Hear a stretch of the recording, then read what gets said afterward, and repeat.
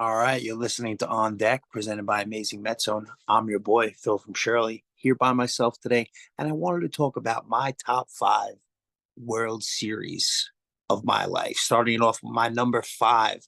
It's got to be this year, Yankees versus Dodgers 2024. What a fucking matchup we had. When do we get two unanimous MVPs playing in the World Series versus each other?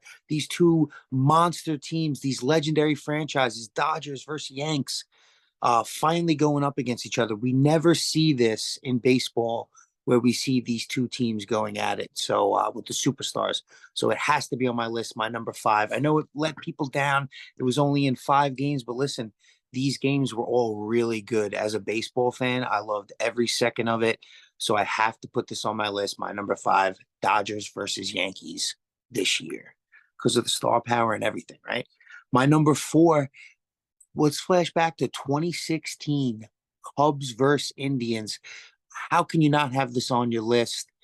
Cubs over 100 years not winning. Indians, I think it goes back to sometime in the 40s. So these two big franchises going up against each other, who haven't won in so long. And the series goes seven. It was legendary, great games. I remember that game seven being back and forth, just being nuts. So it has to be on my list. My number four, Cubs versus Indians in 2016.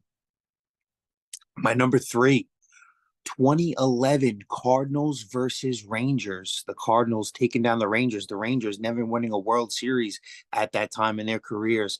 Having it in game six, being one strike away, and David Freese comes back and wins that game, and then they lose it in seven. That series was amazing. Cardinals over Rangers. If people haven't seen that, make sure you go back and look that up. That series was sick. So my number three, Cardinals over Rangers in 2011. My number two, I gotta have this one on my list, and it's Mets versus Yankees. How can you not have this? This World Series was so big to me, even though it was devastating and the Mets lose. What a series it was! If you had replay back then, the Mets probably win a game early on, steal game two, I think it was. It could even been game one right away, where that ball hit by Todd Zeile gets out. Timo Perez isn't running, gets thrown out at the plate. We all know the fucking story. Yeah, Mets losing five. That series was very close, similar to this year with the Dodgers. Even though it was a five-game series, it was very tight and very good. So it's got to be on my list. Subway Series, I mean, it was legendary.